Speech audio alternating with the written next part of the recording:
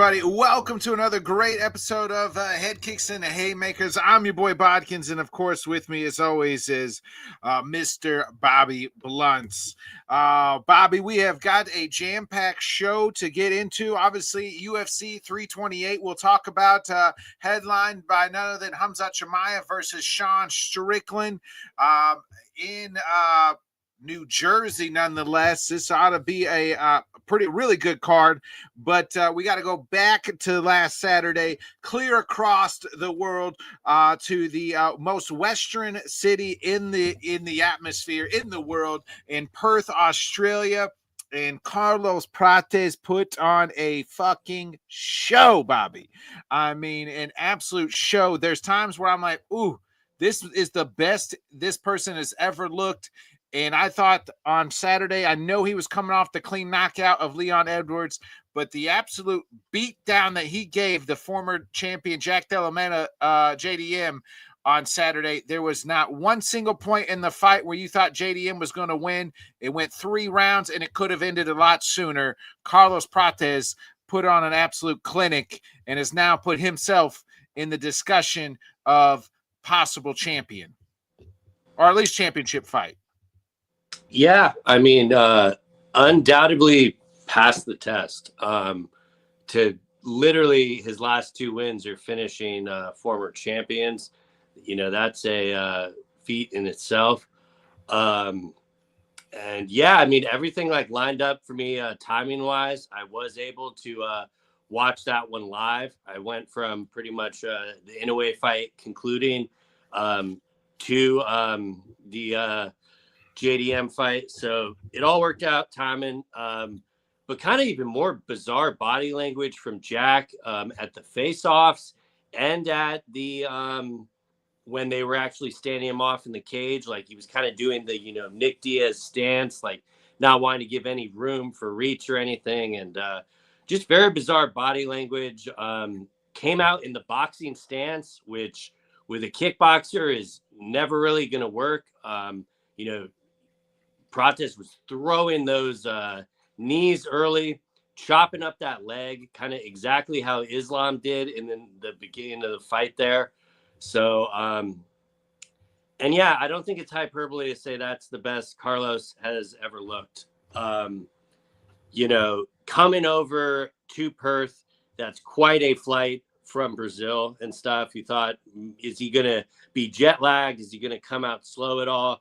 Was complete game time. And like you said, it did not seem for a moment that there was a winnable sequence in that fight for JDM. He did get that takedown in the first round that I think really just caught Carlos off guard, because he figured they had the gentleman's agreement to stand. You know, in the second round, he tried to go back to it, and Prates was ready for it and was able to shut it down. But he was definitely wearing that damage. And, you know, credit to JDM for like being that tough. I've never seen someone show that much pain in a fight, like especially like in the Islam fight and now this one. Like he was definitely wearing that damage. And when he went down from those leg kicks, I did not expect. They could have called it in the second. In the second, he just, I guess maybe it's kind of saved by the bell, but then, you know, in the third, Prates just let him, kept getting up and just kept chopping him down and kept you know, beating him down. Yeah, and Beltran could have called it in the third when he went down there. I mean, he threw his hands up like that, had no intent. He probably couldn't get up. And obviously Prates was searching for the viral knockout moment, I think, after the second round there. But then he figured, you know, what the hell, might as well just get out of here. Immediately was chatting to Hunter Campbell, like, give me the title shot. Hunter seemed very pleased with the performance. So, you know, definitely a home run for Prates. And I mean, I know we're going to compare like resumes of who is the rightful contender, but my main takeaway after that fight is I don't ever want to hear about Islam versus Ilia Topuria again. We now have 3 rightful contenders for Islam to fight. Ilia has plenty of work to do in his division. So, you know, let's see some of these fights happen that we want to see. And, you know, then we could talk about the supposed super fight. Yeah, I'm 100% agreement. And kind of as far as what's next for Prates, I don't really think Islam is next. I concede that to Ian Gary. I think Ian Gary should be next, and it seems like by all reporting that it is going to be Islam versus Ian in August. And sign me up for that. And I give it to Ian because he did beat Prates a year ago at this point in time. And since then, though, Prates is like, it's like he I was there in that fight, and he didn't seem himself in that Ian fight, right? Like he wasn't as like firing, like, you know what I mean? It felt like he was waiting and waiting and waiting. I don't know if it's because it was like 5 rounds. That was just kind of his first time at 5 rounds, or what it was. But he's figured it out, and he seemed not as gun shy the last 2 times out as he did against Ian. He almost even got Ian out of there in the 5th round. Like he was this close to getting Ian out of the of the 5th round there. And had he won that, I'd be like, give this kid the title shot now, because he just beat everybody. But because Ian beat him, so I think it should be Ian next. But sign me up and take my money for Morales versus Prates, to figure out who the number 1 contender is after that. They could do that. I'm at the point where I don't really need to see it, because my priority is wanting to ensure that these guys fight Islam. And I'm not, though I just think you're sitting around waiting too long. I don't think they would be. Because especially if we're assuming that at the latest, Islam is going to fight Gary in August. You said August. I mentioned last week, I still think there's a slight chance that's their pivot move for International Fight Agreed. Week. Yeah, we can't get ready. Yeah, agreed. But I don't think I would put off the table that Islam would probably want to compete at the end of the year there. And stylistically, I love the matchup of Carlos versus Morales. But at the same time, I would, if I were to go off merit right now, obviously Ian gets it next. But what Carlos did on Saturday night, I had Morales kind of as the de facto number 1 contender who I would want to see. Prates has leapfrogged him for that, because I do think he has the kind of better resume, better wins. You can definitely call it recency bias. I'd have no issue with that. But I mean, 2 wins over the last 2 the last 3 champions. You know what I mean? Like, and putting him out, and it even puts in my mind.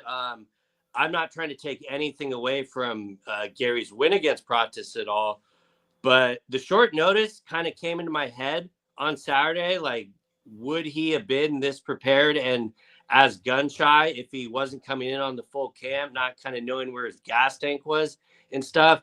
But, Ian is very good at the distant management.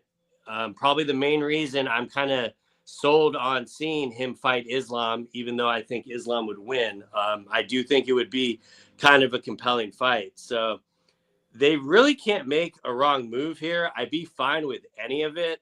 I do feel kind of good that there's very low chance of it being Usman now, because you have 3 rightful young guys. And, I'm not going to rule out any foolery from the UFC, but we're definitely trending in a positive direction. And, this is why Islam came up to 170 to test himself against these guys that are bigger than him. It's definitely more risk. So to me, I would expect him to fight all 3 of these guys, but how long that is going to take to get booked and stuff, I understand why you would maybe want to match up Prates versus Morales there. Yeah, I mean, Islam's only been fighting like once or twice a year, right? Like, he hasn't fought yet this year. And if he doesn't fight till August, like that's, almost a full year since we'd seen him. He fought in November last year, and we only saw him in November and in January, like twice to maybe 1 time a year. So, and let's be honest, like, I think the best fight to make as far as like watchability and exciting fight is Morales and Prates of the four. Like, I don't know how much I give them a chance to beat Islam, Morales or Prates, even Ian. Like, I don't really think either any of those three beat Islam. But I do think the most exciting fight you could make of the four, and is Morales versus Prates. I got one more. I'm not sure what they're planning on doing with the BMF title anymore, but I would be pretty intrigued to see Charles Oliveira versus Carlos Prates. And I know everyone's first thought is probably going to be of, the Max Holloway performance and Charles just, nullifying the grappling to where Max couldn't do anything. But I don't really need to see Charles at 170. That just murkies up the waters. Yeah, no, very true. And yeah, so if he's going to, stick to 55, but I'm just thinking more of this whole nonsense narrative that it's a weightless title, so it could technically be anywhere. But yeah, no, you're right. The logical thing would probably be to have those two guys face each other. Are you talking about the BMF? Am I talking to Bobby Blunt or am I talking to Witt? No, yeah, that's why I held off even mentioning it. But I do think Carlos has done enough to where he does have the right to wait if he wants to for the winner of Islam versus Gary. And you can tell the UFC is equally high on him. I do think they would grant that to him. But at the same time, if they come calling with an offer, I don't think he's going to turn down that fight. And as far as like surging contenders you could match up, you're not going to get a better fight than Morales versus Prates. So I get it, but I would have no issue if Carlos sat out to wait for the winner, because I don't think he's going to, though, because he's been very active, right? Yeah, like he's been active. Like, really, all the nerds have kind of been pretty active. But he's also been very active to get back into that title picture since losing to Gary. Yeah, and that's just kind of I think he's done enough to really get there. Right, but leave no doubt. Then eventually you're going to have to fight Morales, so you might as well fight him now. But what do you think? Do you think the UFC is still going to go with Gary? Because it would not shock me at all, especially like the fight this weekend we got. Sean Strickland had a great performance against Fluffy, and then all of a sudden, sorry, Imanov, we're going with this guy. I totally think that could be in play here, though I wouldn't agree with it. I don't think so. I think they like Ian. Ian's done him several favors as well, right? He also took that short notice fight against Carlos Prates, and he also took a short notice fight against Shavkat. Can you remember, because you're the one who went to that event, what was the original fight that fell off? Was it Jamal Hill? Hill and Roundtree. Okay, that's what it was. So so Ian did completely come on short notice, as did Prates. So yeah, both of them did. Yeah. So yeah, I'm gonna have to throw the short notice for Prates out the window, because it slipped my mind that also Gary came in on short notice. So I do think it would be a marketable thing for the UFC, because they can kind of tap into the Conor Khabib thing, even though Ian more or less kind of reps Brazil. But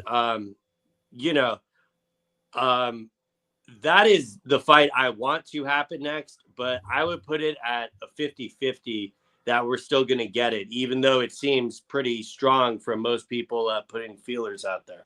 Yeah.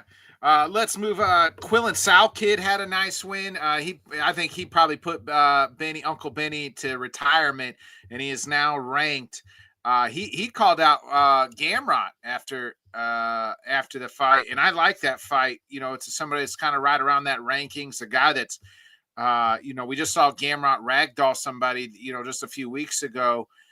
So the timeline fits, and it's definitely. I think that, to me, like, Dariush did a good job of trying to get this to the ground, but then once Sal Kid was able to get him off and get up, it was pretty much lights out after that. And I think this kid's another person that they could start, packing the rocket ship to, because he's got the look, he's got a great fighting style. I'd like to see him kind of maybe fight out of Australia. We haven't really seen that yet, so I really enjoyed what Sal Kid did on Saturday. I enjoyed that he was able to deal with the adversity of getting caught and then nullifying the takedown and coming back and winning. But unfortunately, just like the Gilbert Burns Mike Malott fight, I learned absolutely nothing from this of what Quinlan Salkill is as a prospect. I absolutely love the Gamrot call out. Like, he's not hiding the fact that he is ranked now. He wants to fight people higher up. Personally, that's a tough fight. Gamrot's a tough fight. Yeah. A tough out for anybody.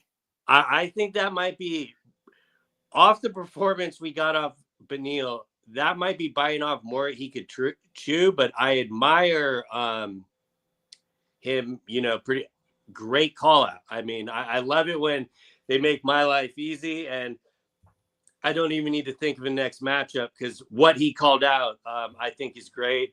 Kind of I don't know if Gamrot would want to take it, if he would want to get someone kind of higher, but at the same time, that is like the perfect litmus test to see exactly how far we could go. I mean, if he wins that fight, you could literally be talking about his next fight possibly being a title eliminator fight. Yeah. Yeah. I wanted to go back real quick and talk about JDM. I meant to ask you, he has looked awful his last 8 rounds. I mean, the last 8 rounds that he has been in, he's been completely dominated, right? 5 rounds with Islam was completely dominated. 3 rounds here with Prates. How far do you take him down in the rankings?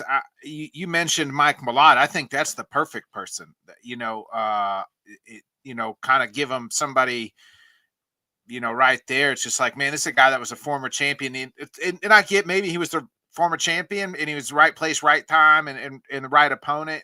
But he is the former UFC welterweight champion, and I think him and Malott would be probably the perfect match. Yeah, not only that, people tend to act like JDM 50-45 Bilal, when in reality it was 2-2 going into the 5th. Like, that was also a fairly close fight. I mean, I definitely think the right guy won. JDM definitely won that fight. And, I don't want to put too many narratives out there, but Jack's body language in that fight, I still don't know if he's recovered from that Islam loss. Right. Because the second things were not going his way, he didn't just seem to have a plan B. Now, granted, that just very well could have been more the opponent or anything. I hear the Malott thing. I think that makes sense. Ironically, the one that I kind of want to see is the fight that we never got because JDM took the short notice title fight. I think him and Leon. I mean, we both don't really know to make of where they're going forward. And, they're obviously both coming off pretty bad losses. Actually, they're both coming off multiple bad losses. So that would make a little bit more sense to me, because, like, the Malott matchup, how I would feel with that would be like the UFC is trying to put a rocket pack to Malott's back and see if he could, leapfrog and take JDM's ranking. And, but at the same time, I don't think you're that far off with it. Should be someone, towards the bottom of the rank. I've said this constant time, so sorry for repeating myself. I hate when the guy loses the title and he's still ranked number 1. It is the dumbest shit in the world to me. Like, put him at like 3 or 4 or something. Right. Agreed. I agree. Because he's not really you're just really holding up the spot, right? You're not really next in line for the title. Yeah, and now, like, Ian Gary is finally ranked number 1. Yeah. When in reality it took 3 months to get there after he beat Bilal, who was ranked number 1. but then JDM just took out, Prates just took out number 1. So they put him at 2. And, obviously the rankings are just, they go with what's good in the moment. But I've always just kind of rolled my eyes at that. But, not to go too far off topic. Yeah, real quick, we had Steve Erceg had a nice win, unanimous decision over Tim Elliott. He gets back on track. The ever game veteran Tim Elliott. I thought Erceg won, at least pretty much, rounds for sure, rounds 2 and 3. I think round 1 was a little bit of a toss up, but nice win for the Astro Boy. Marwin Rahiki, I mean, he did what he was supposed to do. He was a huge favorite, came in, got the KO win, and handled business. Yeah, I mean, I kind of mentioned I'm glad they rebooked him since he was already out there and stuff. But like you said, he did exactly what he needed to do with them booking it so last minute. And though we didn't learn too much about that fight, I do think he's someone we need to be watching out for. Seems very dangerous on the feet, and his finishing capabilities are pretty high up there. So he took very little damage. I'm interested to see how quickly they get him back in there. I think he would be the perfect candidate to get on like an international fight week or something like that, like someone that just brings it the entire time.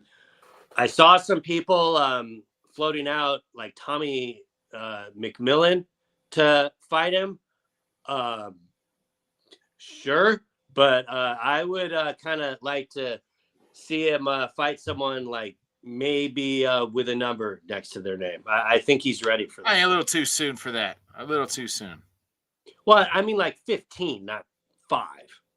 I don't know. I think a little too soon. He's a featherweight. Featherweight's loaded, so Do you think he does not immediately send McMillan to Valhalla, though? Like, that matchup makes no sense to me. Yeah. In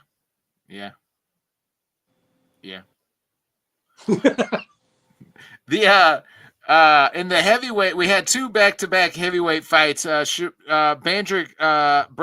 Petrick. I mean, him and Shamil Gassev. That was a fun fight, Bobby. I mean, 2 big old heavyweights. You wondered how long the chin would last on Gaziev, and then finally, big boy fall hard in the second round.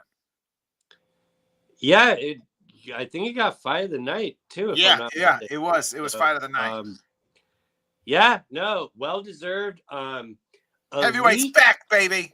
Elite officiating in that match. Like, that same official was separating multiple people for stalling the entire night. I loved it. Forcing these guys to use their position. And he literally was not trying to do anything but hold him up against the fence. Like, he was not working to get him down. He was just trying to slow the fight down. For that fight, I will allow you to say heavyweight is back. No problem. I refuse to even talk about the fight after that. I really had no negative things to say about this card, but at the same time, other than the main event, I rewatched everything. So I was able to get through that bitch in like an hour and 20 minutes. So if I had to wake up at 1 a.m. and go 8 hours, that might have been a little rough. And I could see why, some people are upset about on Twitter. Have to give the Taffa brother a shout out for just getting that shit done and not making me have to watch any more of it. So good for him. He definitely looks like the more athletic Taffa. Yeah. But good night for the big boys. I know you were happy about it. Yeah, I do want to Tai Tuivasa, it's been a pleasure, but it's time to go. Pass. I do want to see. Tell me this would not be a fun fight. Tai Tuivasa versus Ben Rothwell in BKFC. You're tuning in. Yeah, but you know me, I watch all this sick shit. So, I mean, they could match Rothwell up with anyone and I would still watch. To put him in something where he would not have to do any grappling, Yeah, it might be a little bit more intriguing. He lost a point for kneeing Sutherland in the head. And like Sutherland won the fight, but I was equally unimpressed with Sutherland. Agreed. You might as well send him to BKFC. Do you want to finish? Do you want to finish Saturday's events? Let's finish Saturday stuff, even the boxing, then we'll get into this weekend's event. So you mentioned the Inoue fight. I think I thought the performance of the weekend might have been Benavidez for what he did. Undoubtedly. I still think Inoue is the best boxer right now, pound for pound. And the pageantry at that he put on, the entrance, the performance, will they run it back due to the head clash? I could see that happening, but your thoughts on the Inoue fight, and then we'll get into the absolute, what Benavidez did as well. Yeah, that was one I was not going to miss live. Made it a point to make sure to catch that. The entrances were great. The scenery. Yeah, take notice, UFC. Take notice. Yeah, you can't do much better than that. I do think Nakatani watching that fight back is going to have a lot of regrets. He showed him way too much respect early. He was going with the wider stance. And granted, you kind of have to show in a way that respect because of his power. Anything can end quickly. But the fight did not really get going action-wise until like the 7th round. And I think Nakatani had a lot more opportunities to kind of put it out there early. But at the same time, Inoue is that fucking good, so I can't really fault him. Even when he gets down, right? I think it was like the 8th or 9th. He kind of was, and then he answered right back. Yeah, he was looking a little sluggish. That's nothing new. You see that quite a bit with him. He's great at getting a second win and bouncing back. The head clash was definitely unfortunate because that did happen when Nakatani had his best round. I don't think it did anything that really would have fixed the outcome of the fight in general, but it was just very unfortunate with the blood being there, and the round after that, in a way, really had a good bounce back round. So who's to say that didn't have anything to do with the clash of heads? But at the same time, like, this is why I love the fight. Like, though there was not much action early, I was still kind of on the edge of my seat with the two power that these guys had. So I really wasn't sure, if something was going to end in the blink of an eye or not. There weren't any real knockdowns or anything. But at the same time, that is kind of what happens when a pound for pound guy fights another pound for pound guy. Right. Both these guys are two of the elitist. Yeah. Yeah, very good. High level defense. But when the fight ended, there was no doubt in my mind that Inoue won the fight. But I think Nakatani, watching that back, is going to regret not getting it going a little bit earlier, because when his corner pushed him to get it going, he did start to have success. But it was almost too late at that time. Like, Inoue had won the first 3-4 rounds and was stacking up those rounds. Yeah, no, definitely. And especially in Nakatani's last fight on the ring card, he made it a point to come out early and inflict that early damage. Now, granted, the guy he was fighting is nowhere near on Inoue's level, and you saw Nakatani fade in the later rounds. So maybe that was just in the back of his mind why he was taking it out slower. But if he didn't show him as much respect as he did, he might have just had a little bit more success early. But that's easy for me to say when you're literally fighting, the number one pound for pound great in Inoue. Yeah. I told you going into Saturday, I thought he was the best fighter on the planet, best boxer, and I think he proved it. But maybe the most punishing boxer right now. I mean, what Benavidez did on Saturday, Bobby, was absolutely Uh, insane. And I think I don't know how much like what the options are for Inoue necessarily, but there seems to be a lot more options now for Benavidez going forward, whether it's Canelo or it's Bivol. There's rumors that him and Bivol are already in negotiation, so sign me up for that fight. You actually called that, said that I think on Monday when we were talking about it. But I mean, Benavidez, man, he looked good on Saturday. Yeah. I'll touch on what's probably next for Inoue after Benavidez because I don't want to go back and forth. But, he moved up 25 pounds. Right. We both thought Benavidez would win that fight, but we still weren't really sure how he was going to look coming up 25 pounds in I was weight. thinking about that. That is like Kamaru Usman going up and fighting Francis. Yeah, give or take. If you go 170 to 165, that's not even, or 265, I guess. That's a little bit more, but close to it, right? Like Usman fighting John Jones or something, Yeah, I was gonna say like Usman fighting like Pereira at 205 or something. Right. Like that's what that's like. That's insane. And his Benavidez speed definitely came with him. Those combinations were so slick, and especially on a night like that entire main card, like that whole spiel that Dana White does, that there's no more of an honor than calling someone a Mexican fighter.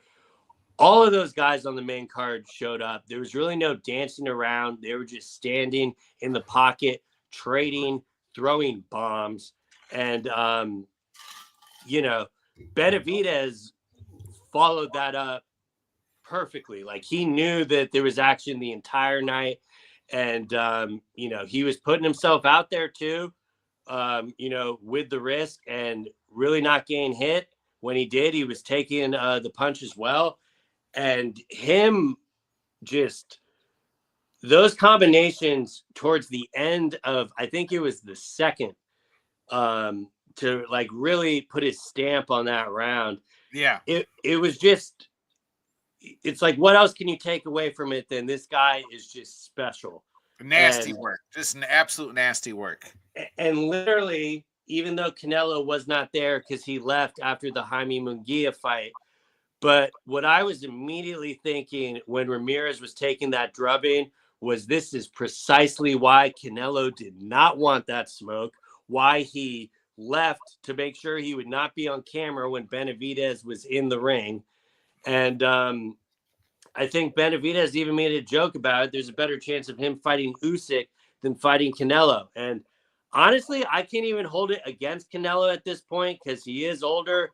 Benavidez is a lot bigger and faster. So, but I think a lot of the people in that arena on Saturday thought that should have been Canelo in there, which is why he was getting some of the heat there. But for me, what's next for Benavidez should absolutely be Bivol. I think that is the most intriguing matchup you can do.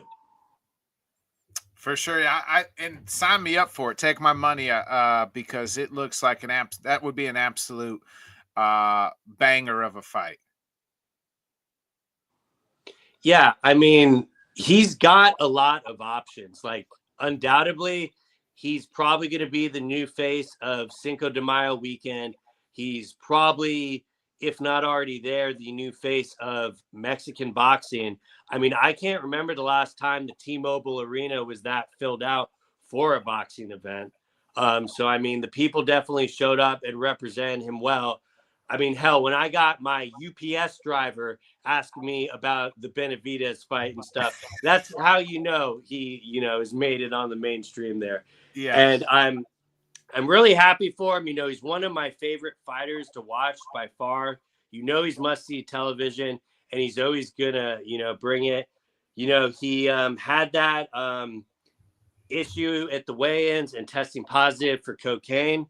And it seems like ever since then, he's really figured his stuff out and, does all the media rounds and stuff, does not begrudge doing the media and stuff. And in my opinion, he really should be one of those guys that is the face of boxing. Yeah. What do you make? What's next for Inoue, real quick? So I think they kind of let the cat out of the bag with this already, and I'm kind of bummed that they're talking about it being like next February. But it sounds like they want to do Bam Rodriguez, which if you remember back, I know some people aren't too fan of this because of Bam's size, but this was the initial fight I was calling for off Bam Rodriguez's last performance. I just thought it would be pretty intriguing. Granted, I would still pick Inoue to win, but I would say either do Bam or that thing broke every record in the book in Japan. So it would not shock me at all if they just ran it back with Nakatani. But Yeah. I would prefer something fresh. So do the Rodriguez matchup. I don't hate it. Bobby, let's go ahead. We'll move into this Saturday's UFC 328, headlined by Khamzat Chimaev. One quick one. I won't get into the fights, but PFL did have a very decent event on ESPN2, so credit to them for putting it out. No one is ever going to cheer Storley like that, but it was smart for them to put it in their hometown. And, you know, there were some slow fights, but I'm glad they're still putting on these small fight cards for, like, the local audience. I'm thinking about going to the AJ McKee one in San Diego there because I'm just a fan of what they're doing with that, getting away from the tournament thing. So I wanted to just give them their flowers for that. Yeah, no doubt.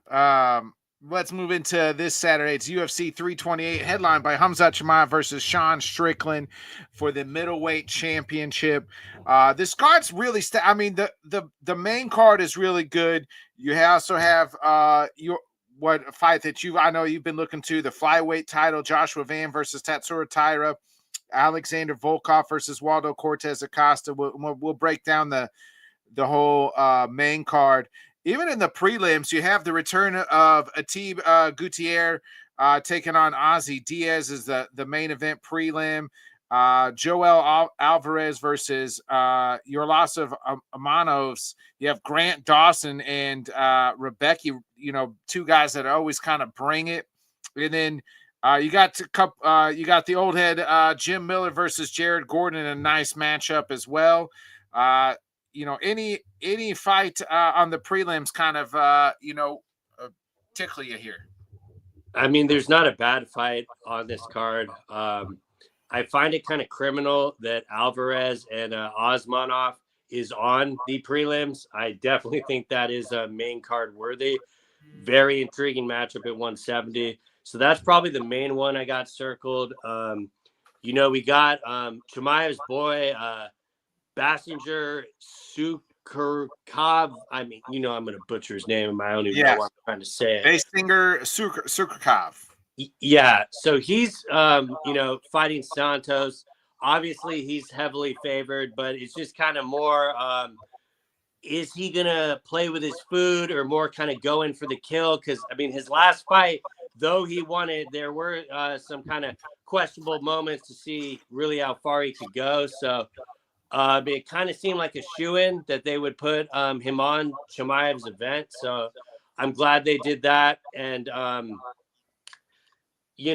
even though he's fighting Grant Dawson, Rebecca is never an adult fight. So I think that one is also going to deliver on all fronts as well. But this is the second card in a row with no female fights. I don't know if that's intentional or by design there. But this card is built very good top to bottom there. I mean, even the old heads, like Jim Miller and Jared Gordon, I think that's a very intriguing fight to be on the prelims. So not any piss breaks on this fight card. No, it's absolutely killer. Let's get into the main card, though, Bobby. It starts off with, speaking of two old heads, it is Bobby Green, 34-17-1, or King Green, should I say, taking on the returning Jeremy Stevens. Jeremy's been fought last year in Des Moines. Hasn't seen him since in the UFC, but doing another kind of maybe another one-off here for Jeremy Stevens. He is 29-20 at plus 265. The last time we saw King Green's on a nice winning streak. How about that? He's won 2 in a row. Last time, I guess, was back in February when he beat Daniel Zubhaber in Mexico. So now he's taking on another veteran in Jeremy Stevens. Yeah, I mean, I said it was a crime that Alvarez wasn't on the main card, but at the same time, when you see the fight they're opening it with, it makes all the sense in the world. Like, this is guaranteed fireworks. Probably not going to have too much defense, and very likely we will not need the judges' scorecard. Right. So I don't think it takes a rocket scientist to figure out why they're opening the night with this. And, it's intriguing, too, because, like, every time you think that, this should be a good matchup for Bobby Green or something, he has struggles and he ends up losing. So, but it's also like the same. Also, it's like, oh, this fight he should lose. He fucking wins, like the Zubhelber fight and a couple others. Yeah, no, absolutely. And Jeremy Stevens did not have a bad showing really in the Des Moines fight, even though he didn't win. So I do like this type of matchmaking a lot more than matching Bobby Green up with an up and comer that just got signed to the Contender Series or something. Like, match these guys up more accordingly with their age and especially their styles. You're still gonna get a fun fight. So I would probably lean Bobby Green getting it done here, I think, but I'm absolutely not gonna count out Jeremy Stevens because he is tougher than shit. I mean, he did this, then went back to bare knuckle. I'm not sure if the UFC gave him another one fight deal, but it was cool to see them do that last time to kind of give him some flexibility there. But it should, good way to definitely open the night for sure. Yeah, real quick before I make my pick, fight will go the distance is about even. Yes, minus 125, no 105. So. Yeah, and I agree with that because this could end in a spectacular finish, or it could just be two guys beating the shit out of each other for 15 minutes. Yeah, either way, I'll take it. I'll take it, right? Yeah. Either way, I'm with you. I'm going to go King Green. I don't like the fact that Jeremy has gone from like boxing to MMA back to MMA. I just feel like that kind of messes. We've seen when guys do that, it messes with their footwork. And things like that. King Green is he's going to have the hands low, but they're going to be swinging. Give me King Green here.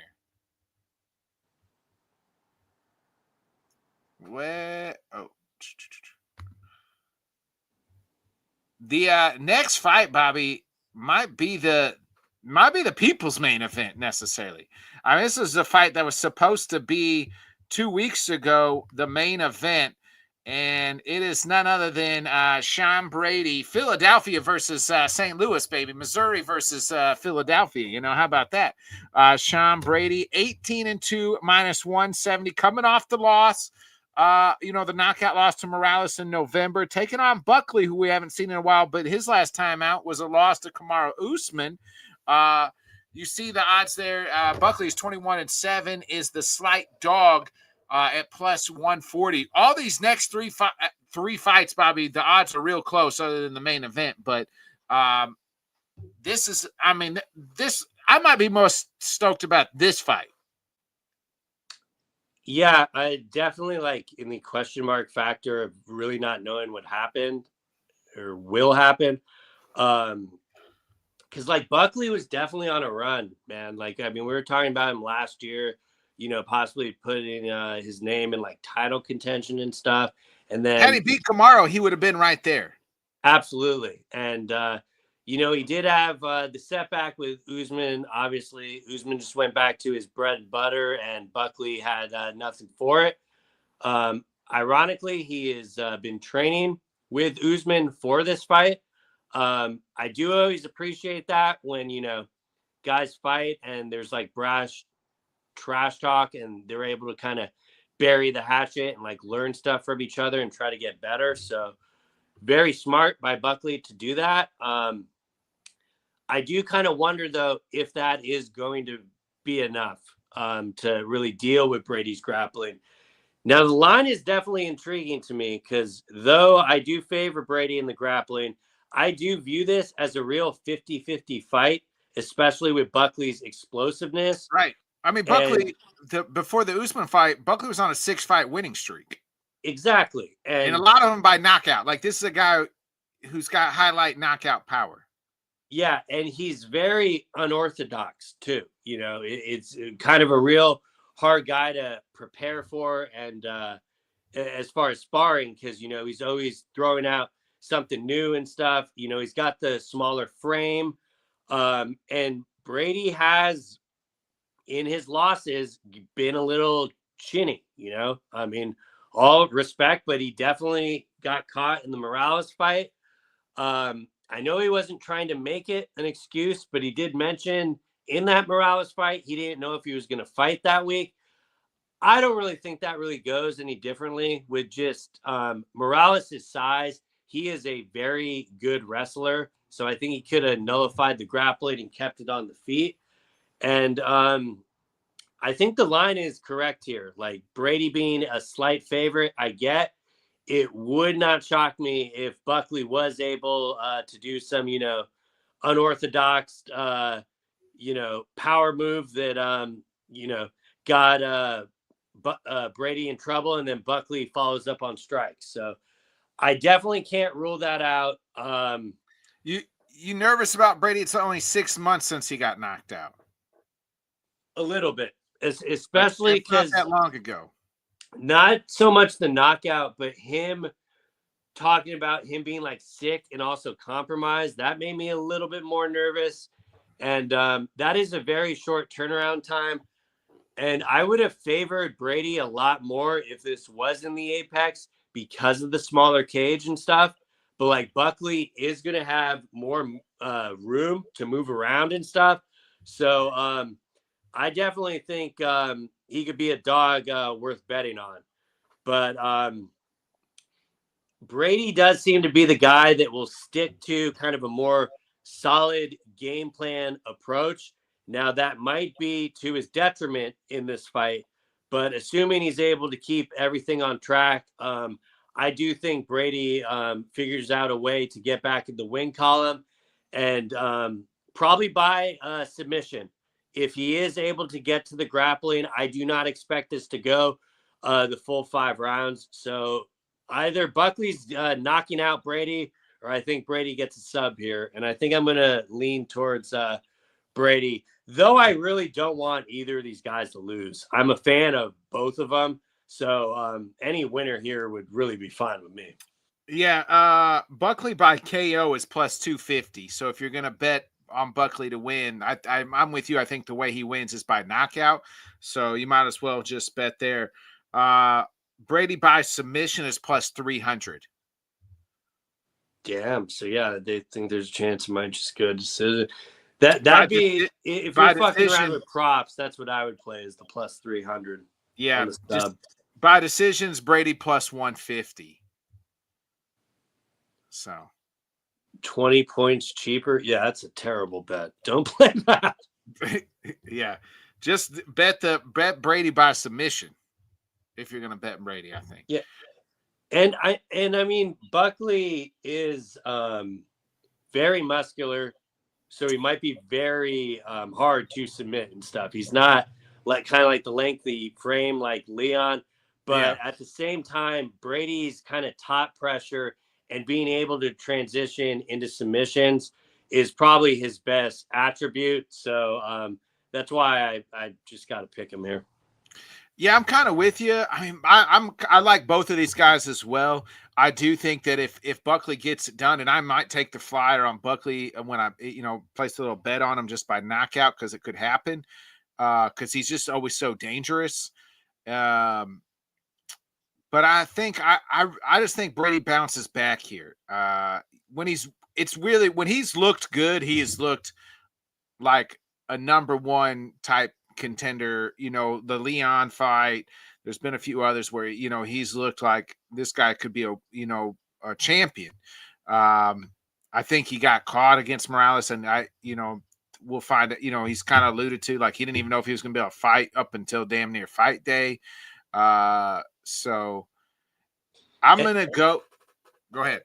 I was going to say this is definitely more narrative based, but I do think too, seeing his teammate Joe Pfeiffer get that huge win off Adesanya is gonna, put some inspiration in him as well. And I mean, granted, Joe can't fight for him, but just seeing that, you could have a bad loss and still come back and beat the, one of the all-time greats at 185. Yeah, I'm gonna go Sean Brady here. I think Brady gets it done. But I wouldn't be surprised either if Buckley wins. Yeah, definitely not. We got a heavyweight matchup. It is the return of Volkov, 39-11. He is the slight favorite, -175, and he's taking on the Salsa boy, Waldo Cortez Acosta. Your favorite heavyweight, Bobby. 17-2 and +145 here. And for the people, that is actually accurate. It's not like Watkins says someone's my favorite fighter, and I actually am not a fan of them. So, yes, this is an actual comp. Got nothing bad to say about the Salsa boy. And I wasn't always like that either. He definitely got my fandom back. There were some fights at the Apex where I was kind of like, what the hell are we doing? And he's one of these other guys that has just been extremely active and, having that go in his favor. And number 2 versus number 4. I mean, it's a guy that one of these guys wins this fight. They could be in line after the whole interim heavyweight. You know what I mean? Like they'd have to wait a little while, but they could be next. Yeah, no, I don't think it's hyperbole to say the winner of this fight should fight the winner of Aspinall versus fight the winner of Pereira versus Gane. Because Aspinall's still the champ, so that's the interim, and then Aspinall. But I still don't think we get Aspinall this year. Okay. I'm just assuming until I hear that he's completely back and he's booked. Obviously, he is still the champion, but I am going to. What up, Kev? Yo, what up, Kev? He's obviously still the champion, but like for future talks and stuff, I think these two guys are in line to fight the winner of the White House, unless we get some positive news on Tom. Yeah, I thought I saw a clip of Tom saying he thinks he'll be able to fight this year. And this is not a shot at Tom at all, but I've seen a lot of clips of Tom, so I'm just gonna have to see it, and it, it's something like he's taken this long anyways. Why not take the extra time? But I'm sure in a perfect world, he would like to fight in 26. But I'm waiting to hear that he's back to training, but I know he's not doing full contact. And when I hear that, I just kind of assume the worst. But, maybe I just got to be more positive like you. Yeah, maybe. Who you like in this one? This line is kind of interesting to me. I understand why Volkov is the favorite. You can make an argument he should be fighting Pereira at the White House card. Yeah, he got robbed against Cyril Gane, and they said they'd make it right. And they've never made it right. Yeah, but at the same time, Waldo is probably, aside from Hokit, the hottest thing in the heavyweight division. Agreed. So this is kind of a good scalp for Volkov, to get on his mantle there.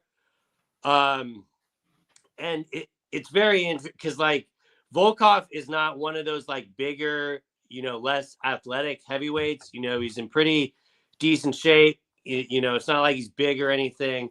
So he moves pretty well. And Waldo definitely takes advantage of putting these heavyweights in bad positions and taking advantage of it. And I don't know if he's going to be able to do that against Volkov. You know, he fights very measured, knows how to kind of maintain the distance and still get his strikes in there. So this one's really tough for me to pick. But Salsa Boy on a 3-fight winning streak. yeah, you kind of got to go with the streak. And this also just you know, you can fully call me biased for this, but I do think with 3 rounds, Waldo finds a way to get it done. However, we have seen him struggle with Russians before, but at the same time, oh wait, did Volkov beat Sergey, or was it the other way around? No, Volkov beat Sergey. Yeah, so. I mean, I'm not trying to do MMA math on the podcast, but that would probably lean why Volkov is favorite. But, you know, it's there are going to be a couple homer picks on this card for me. And Waldo Cortez is definitely one of them. So give me the Salsa Boy. Yeah, so speaking of Volkov, he would be on, you take away the Surreal Gone fight, he has won 4... He's really won 5 out of his last 6, even counting the Surreal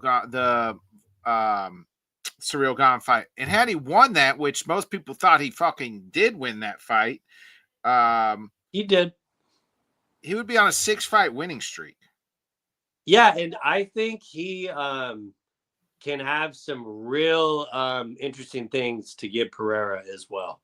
And Volkov has been around a long time. Like, has literally fought the who's of heavyweights. Yeah. And, you know, we've seen him get controlled on the ground a few times as far as that being his demise. But other than that, he does a pretty decent job of keeping on the feet. He's not really afraid to grapple. Like, he'll definitely engage with it. So it definitely makes sense why he's favored. And I could definitely understand why a lot of people are picking him here. Yeah, I'm just like looking at the names. Like, he's literally fought Roy Nelson, Stefan Struve, Verdecia Verdum, Big Walt Harris, Alistair Overeem. Like, that's how long Volkov's been around, man. And he's literally fought the who's who. You know what? Cortez Acosta got a chance just less than a year ago to kind of crack up. You know, when the competition got real tough when he fought Sergey and he lost. I'm going to go Volkov here. I think he gets it done, keeps it going. Give me Alexander Volkov. Do you think it would be by decision, or you think he gets him out of there? I think it's by decision. Mm-hmm. I think. Yeah, no, he's very good at being able to maintain the distance. So yeah, probably a smart pick. Length and height. So give me Volkov here. Bobby, we got back-to-back championship fights, and you know, this is a fight that you've been wanting to see. We're finally going to get it. It's Joshua Van, the flyweight champion, 16-2, slight dog actually at plus 145 versus the number 3 ranked Tatsuro Taira, 18-1, the slight favorite here at minus 175. I'm glad it's finally happening. There's a fight that's supposed to happen last month, but we're getting it this month, and I'm okay with it. Yeah, absolutely big fight for the division.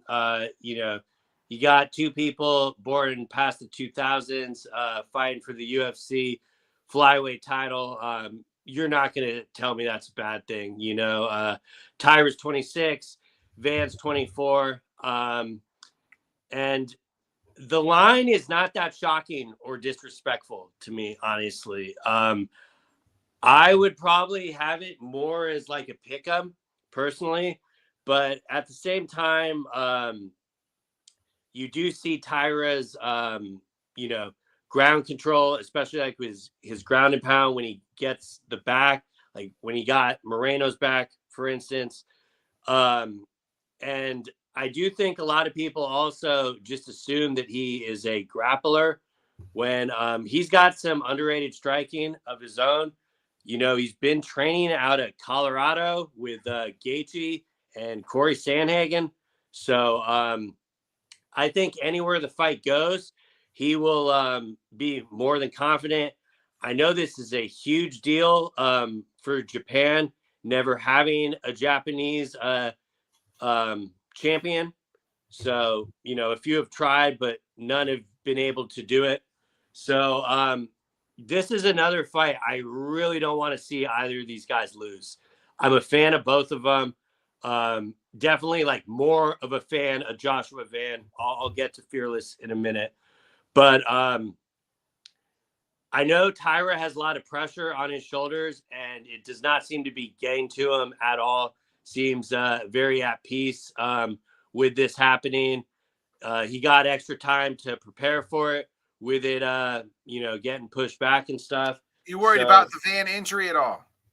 Yes, that is probably one of my bigger concerns with them just pushing it back a month.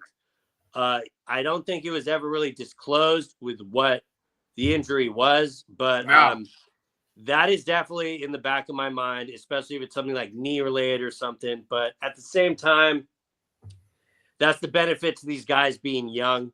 Hopefully he was able to just heal up a lot quicker. And Van is no stranger to having his, back against the fire, being in these, unwinnable fights. No one gave him a shot against Royval. That ended up being like a fight of the night there. Remember, he fought you want to do the MMA math. Tatura lost to Brandon Royval. Van was in fight of the year type against Royval. Yeah.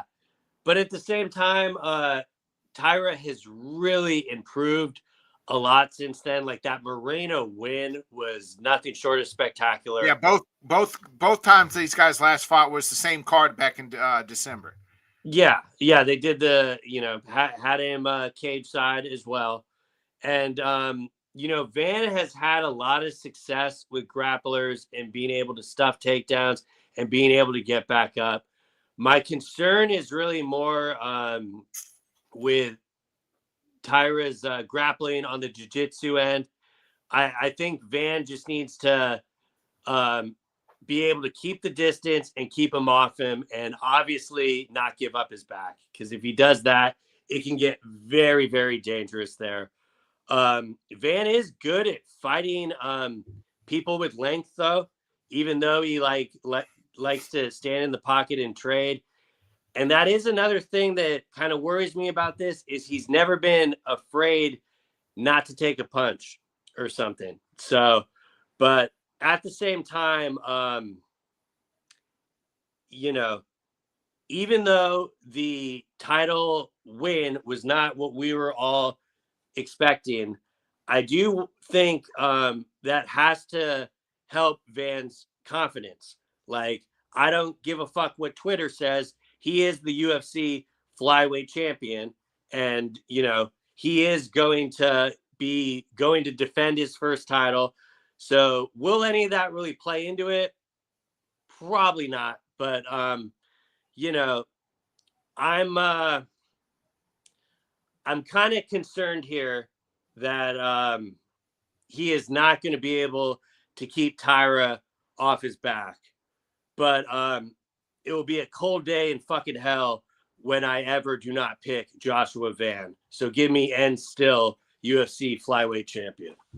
Yeah, I'm actually kind of right there with you. I just feel like the universe has to have Van win because we have to see Pantoja Van in a real, I don't want to say a real fight, but longer than what we saw, right? Like, I'm not saying Van's not the champion because he is, but I do want to see him and Pantoja go longer than what it was. Like, I mean? Like, because we learned absolutely nothing from that fight. Right. Yeah. Right. You know what I mean? It's just one of them things that it happened. It was an injury, not, so yeah, and it was a freak injury at that. So I'm kind of like, hey, we need to see Joshua Van and Pantoja.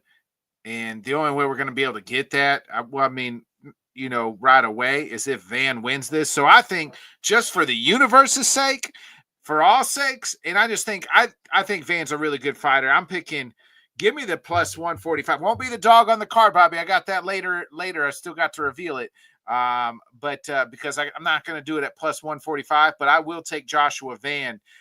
Real quick, I want to look at the betting lines wise before I hit the hammer home. Yeah, I'd be interested to see what the decision would be. Yeah, I think this goes. Do you think this goes? I think this goes all 5 rounds. As long as he is able to keep Tyra off his back, I think so. I do think this fight is going to be extremely competitive one way or another. Like, both these guys are very young. They're not really worried about, making mistakes. So I could see either guy dropping rounds and still being able to come back and win. So fight will go the distance. Yes, at plus 140. So I might probably put that in a little parlay or something. But method of victory, Van by KO is plus 300, Van by submission plus 1800, Van by decision. So if you're gonna, which I think is probably the way it's gonna be, is plus 450. What's Tyra by KO? Tyra by KO is plus 700. That's interesting. Tyra by decisions plus 275. Yeah, I mean, that might, if I was playing a Tyra side, that might be the one I'd play to like get a little juice on it instead of having to pay, $175 to make 100 there. But if you're going to do that, if you think it's going to go, then you might as well just bet a fight will go the distance. Because that's about the same at plus 140. Mm-hmm. Then you don't have to worry about fucking. Yeah, you don't have to worry about the outcome. Yeah. Yeah, it's weird because though I could see it going the distance, I think it's also live to not see the championship rounds, if that makes sense. Yeah. I'm going to go Joshua Van by decision here. I think he gets it done. Bobby, I am, this fight, the main event is Khamzat Chimaev versus Sean Strickland, 15-0. Huge favorite Chimaev is minus 575. Sean Strickland he's probably coming off, I think, the best fight, like the way he's looked. I was like, that's against Fluffy Hernandez. Huge dog at plus 425. Sean's kind of talked himself into this fight, and we know Sean Strickland is going to continue to talk tomorrow at the presser and everything else. This is a heated rivalry, at least on the microphone. Don't know if it will be that way in the cage, in the octagon Saturday night.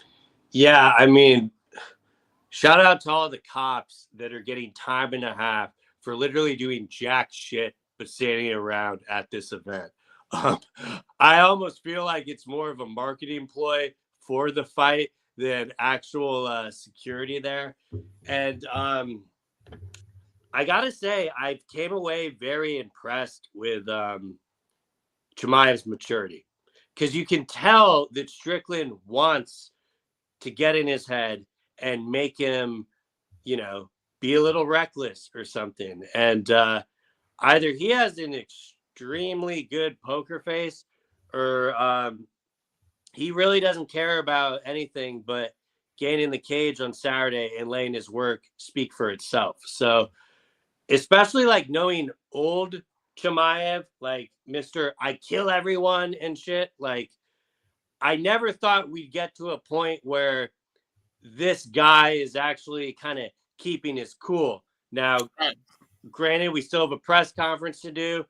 I don't think Strickland is going to be able to ruffle him or anything on the mic to get him anything out of character. I mean, he literally said he loves Sean Strickland. He got him the biggest payday of his life. But I mean, you know where I am on this. This was not my first choice, but this is the fight we're getting. So we might as well break it down. You want me to go first, I'm assuming? Yeah, go ahead.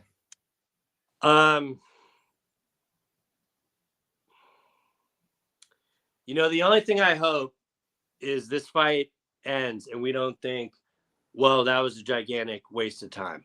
I'm not trying to sell Strickland short. I don't think it's going to be a gigantic waste of time.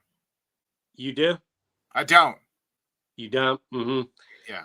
Yeah. You know, Strickland's style does match up very well with Chimaev's style. Like, I don't really care that they trained, you know, the light sparring that Chimaev released is pretty irrelevant to me. But, you know, Strickland needs to get that jab going early and just do his thing and kind of move forward there. He needs to absolutely keep his back off of the fence. Chimaev is not only probably has one of the greatest shots in the UFC, but he's great at, you know, reconfiguring the position once they're on the fence and then getting the takedown. I mean, I think he might even do that better than Islam. So, you know, what I'm saying is pretty obvious. Like, Strickland needs to stay off the fence and absolutely not give up his back.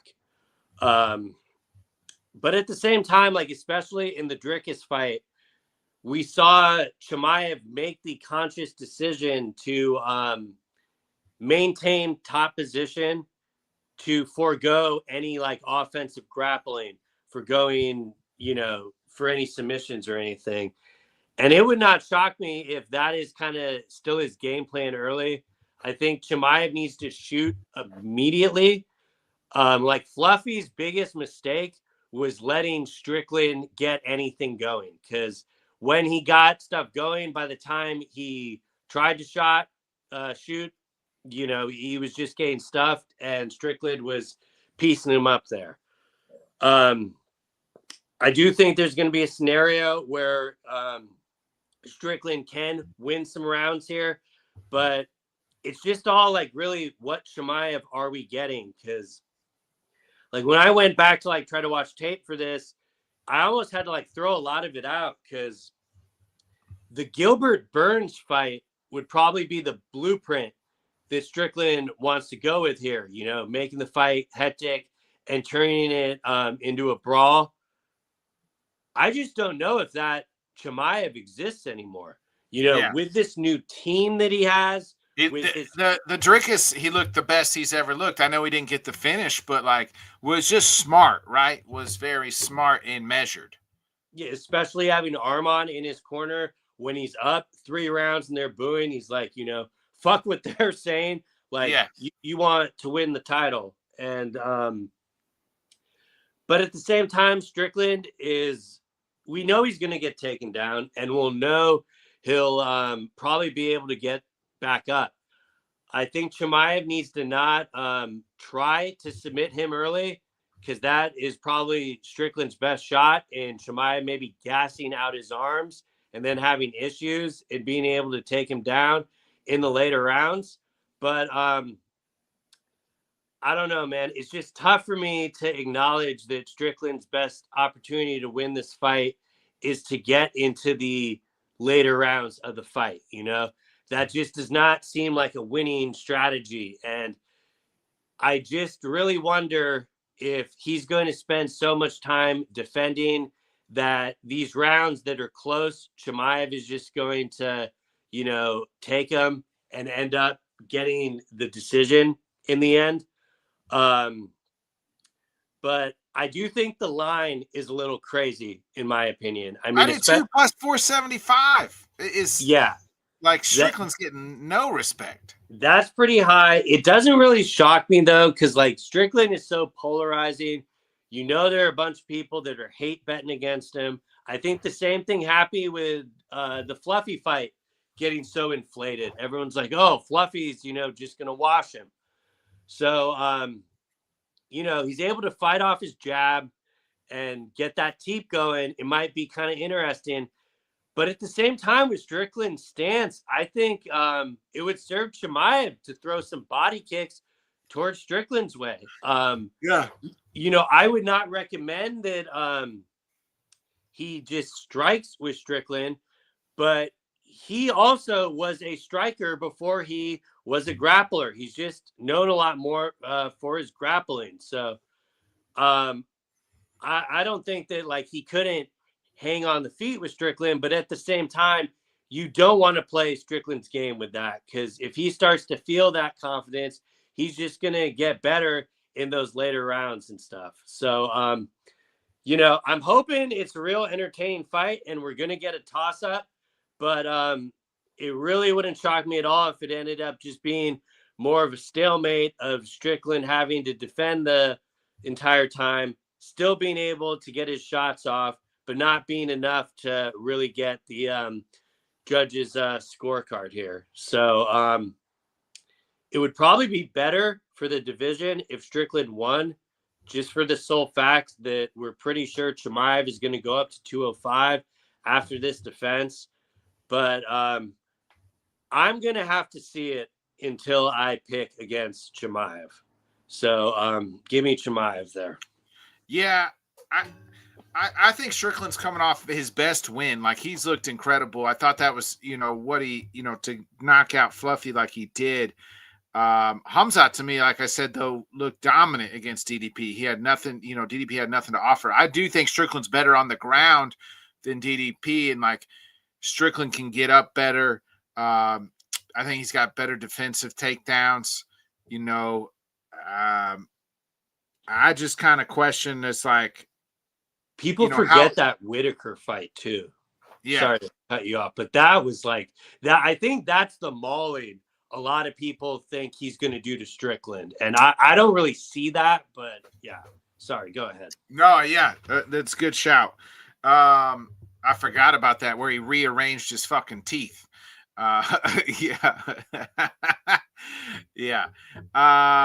But I'm kind of with you, Bobby. I don't know if it would have to go to decision for Strickland to win. That's the only way I see it. I see a path to victory for Sean. I see a lot of different paths of victory for Chimaev. He could win by decision. He could win submission, and by knockout. This is a guy who's knocked people out as well. So real quick, by knockout, Chimaev is plus 325. You can't even give him that plus money by submission. It's minus 110. Wow. And Mike Bond said this stat earlier. No one has ever even attempted a submission on Strickland. Yeah. So the fact that is minus 110 is kind of wild. Right. And that shows you Strickland's defensive, right? He's very, Sean is a very smart fighter. He is very smart and intelligent fighter. Chimaev by decisions plus 300. Strickland by decision is plus 850. So, and then Strickland by submission is plus 4,500. And then Strickland by KO is 800. That's a plus 40. I'm like, how high is that line going to be? It's Jesus, 4,500. Yeah. And, if there was more, to me, after the Whitaker fight, though his cardio was not tested, I really felt like we got the old Chimaev. I don't really have those questions about his cardio anymore. If I had those questions, I think Strickland would be a lot more live in this fight because he could essentially outwork him. Right. Yeah. I think it's a very interesting. I'm not really worried as much as I think there could be some Khabib type shit that happens after the fight, but I don't think anything's going to happen before the fight. No, I don't think anything's going to happen before the fight. They literally, everyone had a meeting with Chimaev's team and told him this is the big opportunity for him. Just let him fight, no shenanigans. And I would assume the loser of this fight is immediately going to get escorted out of the octagon, just to ensure that there's going to be no fuckery. The bigger issue for me would be, does Chimaev let go of a choke or something like that? And honestly, I think he would. But when you're talking about a scenario that could really turn into a shit show, he holds the choke a little too long. Then you got Chris Curtis jumping in the cage, and then Chimaev will get suspended. And so yeah, it could definitely have those Conor Khabib aftermath things. But I do think the UFC has learned from their stupidity in those sense. And I think they're going to have all hands on deck. And that's when the cops will actually be doing something, unlike when they're, standing around the Prudential Center eating a donut. Right. I kind of agree. And I'm a big trash talker, but I've never been or I always say you don't talk about people's family or their religion. But do you think Sean's trash talk's gone too far? Or that's just to me, it's just who he is. Yeah, it's a strange question to answer because by his standards, it's who he is, right? It's not Colby Covington playing a character. I truly believe Sean Strickland is this guy. And the UFC is literally leaning into it with this. That is why they booked this fight, and why I'm actually pretty impressed with Chimaev not seeming emotional at all about. I mean, I literally had to turn up the volume on my AirPods when he's talking about this stuff because he just seemed so calm, and that could be deadly on its own. But whether it's too far. I mean, that was Khabib and Conor, right? Khabib just let Conor talk all the shit, and then he's in the cage. Let's talk now. The difference between that is, I thought Conor was doing that because he knew he was going to lose that fucking fight, so he was going to get his licks off. I do believe that Sean Strickland is not afraid of Chimaev at all, and in his mind, he is going to win this fight. And I do appreciate them just saying, hey, we have different opinions of what happened in training. Let's see who's better. To me, that's all you need to really sell this fight. Right. And everything else is just kind of going to get clipped and aggregated. So, what can we do? Yeah. I'm with you. I think Chimaev actually gets Sean out of there. So give me and still UFC middleweight champion of the world, Khamzat Chimaev. By gets him out of there, you think he gets a submission or just ground and pound? I don't know. Because I will say, him finishing Strickland would be a huge feather in his cap, in my opinion. Yeah, that would undoubtedly be Chimaev's best win in the UFC if he's able to get him out of there like that. Yeah, I mean, very few people have got Sean out of there. Obviously, Alex did.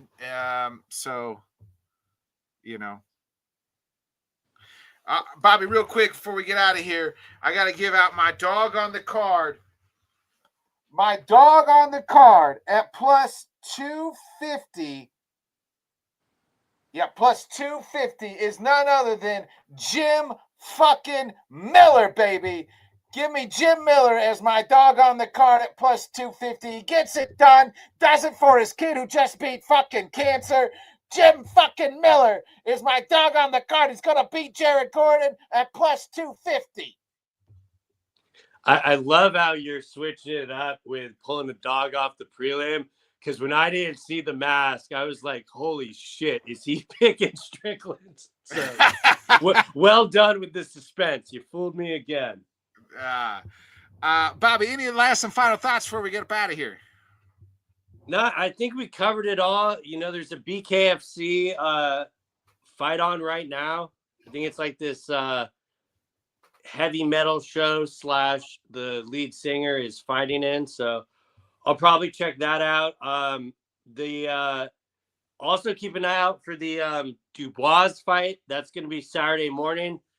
And Friday night is when my night starts, because we got another Rising event, lightweight title on the line.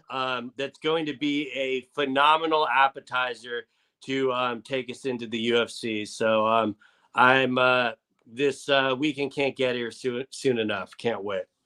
Yeah. Other than that, folks, we'll be back next week. We'll discuss kind of what's next for all the events and react to all of UFC 328. So be a friend, tell a friend, like, subscribe, share. We'll see you then. Enjoy the fights. Thanks so much for joining us, and until next time, let's talk sport, friends. Thanks for watching.